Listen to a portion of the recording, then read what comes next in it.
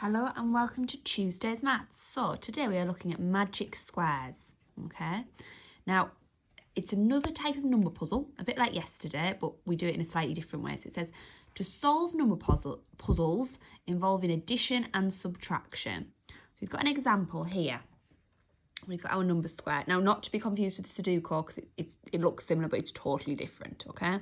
So the rows need to add up to the same amount. So this one's completed, so you can see. So sorry, I'll put the pen this way.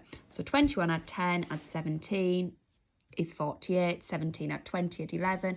Whichever way you go across or down, they always add up, rows and columns and the diagonals, to the same amount. Okay, so you've got to think around how to make that work. Now, unlike yesterday, there isn't like a magic trick to a magic square. You just have to work through. So if we're starting on A, sorry, I've got a little helper here who I don't think we really need.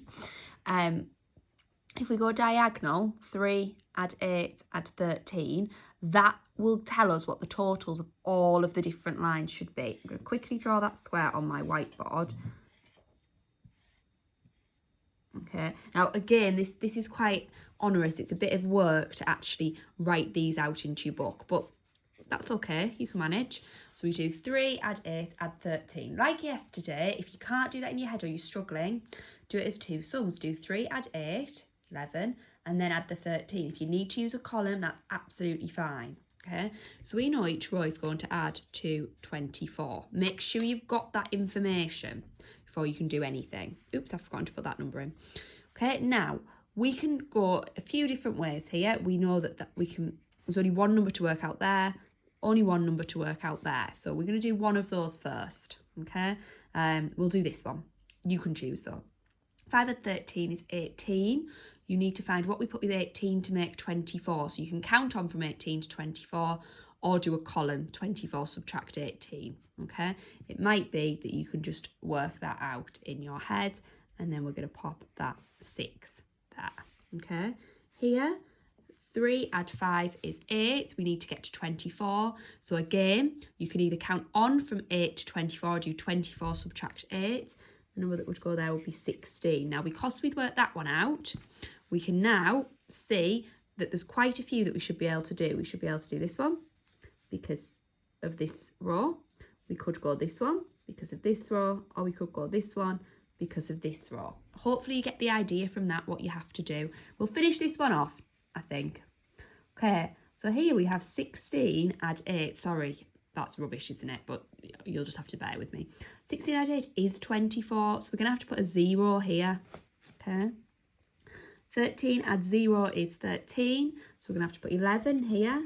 And then we'll check that it works. 11 add 8 add 5 is 24. Great news. And then here we're going to put a 10 because we've got 3 add 11 is 14. Add the 10. So 10 add 8 add 6 is 24. So our magic square works. So that's what you need to do. So on A, you just work through them. So first thing you have to do is find a row where it's all there. Then you can add that up to find out what the total is. Then look for rows where you're only missing one thing. So on 2, you could start with this row, or you could start with that diagonal, okay? When you get onto B, it's just slightly bigger. You've got 4 squares going across, so you work across. C could be quite confusing, so don't start on C, please, because it's got the negative numbers. So when you're adding those negative numbers up, so for instance here, -1 add 4, -3. -1 add 4 is 3. -3 makes it 0. So the total for this one, for instance, will be 0. So you are having to think quite a lot on C, but it's supposed to be a challenge, so I suppose that's the point of it.